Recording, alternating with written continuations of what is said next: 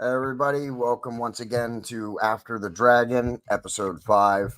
Following episode 5 of House of the Dragon, I am coming to you again solo for this episode. Yes, I'm having a little problem with my one USB port, so my camera is not operational tonight as well. But here we are. We're going to do episode 5. An interesting episode after the action that we had in episode 4. Definitely a kind of a recovery episode. We see the people mourning and the results of the battle in this episode, both with King Aegon and with the fallout from the death of Princess Rhaenys and her dragon. And that is a huge loss for Team Black to lose that dragon. She was the largest of the dragons that they currently had.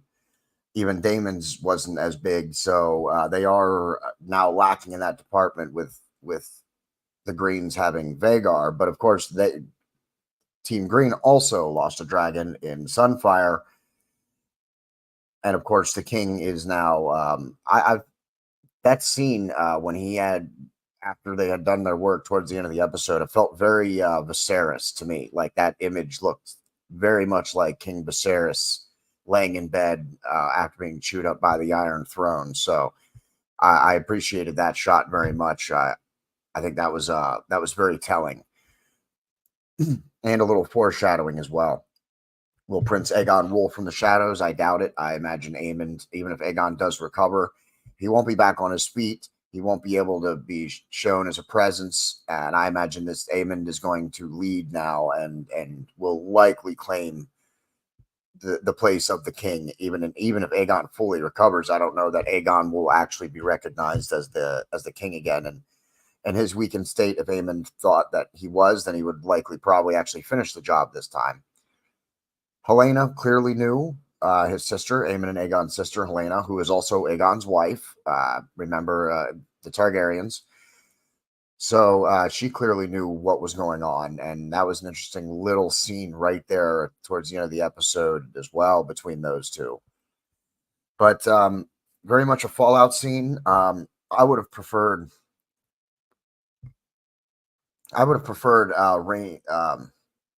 Rhaenys to become the hand of the queen, but since she's gone now, I think it is a great move by Rhaenyra to select the sea snake as her hand. I think that will help him. He does still have granddaughters. His house is not in ruin. Plus, in the previous episode, we talked about his bastard sons. So his house is not totally in ruin at this point. And I think this will give him purpose, and I think re-energize him, and we'll get to see House Valerion have one more final strong push before they actually, are completely taken out and their line removed, because they're not in Game of Thrones. So we know that something happens to their line and it ends, but what is that? We'll find out. The only other thing I want to mention is the end of the episode when Jace and Rhaenyra are talking, and they're pretty much talking about illegitimate bastard sons or daughters from their line, and using the record keeping on Dragonstone to find these people, potential dragon riders. Something Rhaenyra mentions about I can't remember how she worded it, what that it was madness or it was crazy. Getting people who aren't necessarily of the bloodline to be dragon riders, but her kids are also illegitimate. I mean, they are part Targaryen, but they're not Valerians really. They're only half Targaryen. The other half, of course, is from Lord Strong. So I don't know exactly what her concern was there at the end. The only thing that I could think of before I took this episode live was that not growing up in the castle, not growing up in the house, not growing up with dragon riders and being taught the same respect, that might be where her concern is coming from. But if it is coming from the fact that these people might not be full on from the bloodline or whatever, I think is a little hypocritical, being that her own children aren't 100% bloodline. I mean, like I said, they are half Targaryen, but they're not Valerians as they're named. They're strong. They come from Lord Strong. So I'm hoping that her concern was just because, not growing up with the sense of responsibility and being taught the respect of the dragons that the others were who did grow up in that setting. I imagine that has to be her concern. I don't know what else it could possibly be, as I said. So, Queen Alicent is now been pushed to the side as Aemond. As I said, Aemond is now in charge. That whole scene was very interesting, and it showed Aemond's patience. He was sitting at the table very patiently. He didn't really say anything. Alicent is the one that moved the ball forward, obviously wanting to be recognized by that council to serve as Queen Regent again in her son's absence.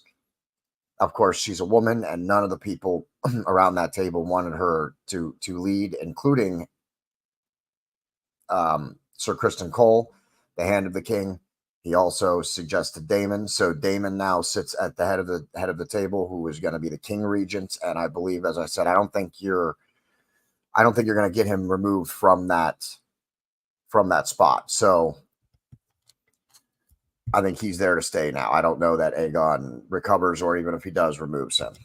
But Alicent was completely shut to the side, and it's almost interesting, that scene, because Rhaenyra is kind of facing the same thing in her council. Not that they're questioning her because she's a woman, but it seems like that she doesn't know how to rein them in sometimes, her advisors, when they're going off on tangents. Like, she gets lost in it.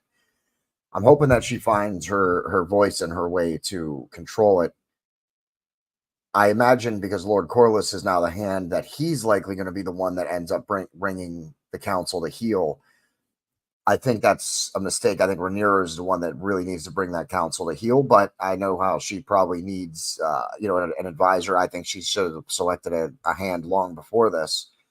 So the fact that she's doing it now, and it's definitely also a political move to keep the support from the Lord of the Tides. So it was a good move politically. It's a good move for her personally. I think he's going to be a good advisor. I think he's going to be a good person to help filter the council and help rein them in. So I do think that was a good decision, and I can't wait to see. I hope they let Bela get a chance at being a dragon rider again. I wouldn't mind seeing an attempt, even a failed attempt. And because I'm not sure, I haven't looked. I've tried not to look too much ahead in what the story is going to be, at least specifically. So I don't know if she's going to get another shot, but even if she had a failed attempt, that would be pretty interesting to see. So I wouldn't mind seeing her attempt to get her own dragon again. Rhaenyra and Jace were talking about it there at the end of the episode. And Rhaenyra said that the last time it almost killed her and she doesn't want to chance it again. I think the time has come where you need to be more bold. You need the time to take more chances, or this is going to be over before it even begins. Rhaenyra doesn't even have a ground army yet. So, and in terms of battles of the dragons, while Rhaenys did take Sunfire, Vhagar took her and her dragon, and as I said, that was the biggest dragon for Team Black. So while she did do a dragon for a dragon, I don't think that was the right thing. I don't think Rhaenys should have turned around last week. I don't think she should have re-engaged. But, that's the way it went down.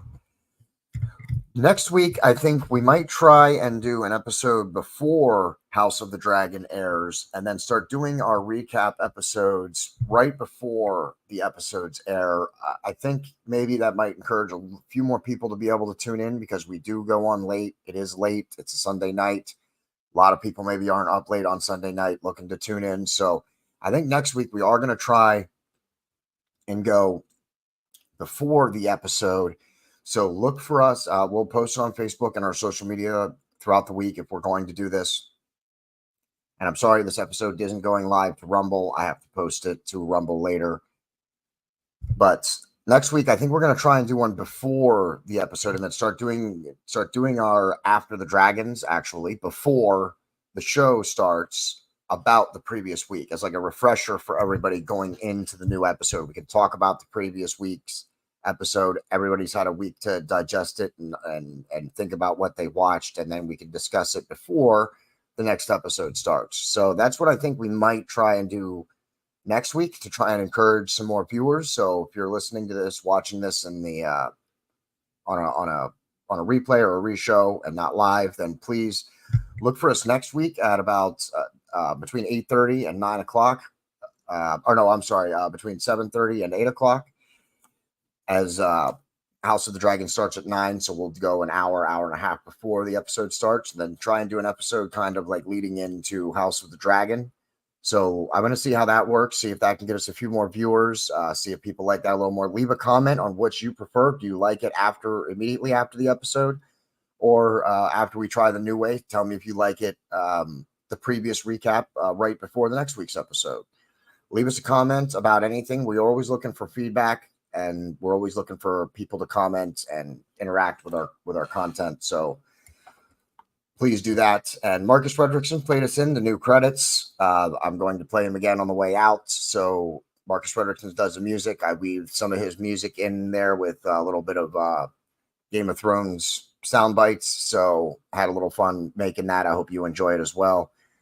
Until next time, I am your host, JD. This has been After the Dragon, and that's the end.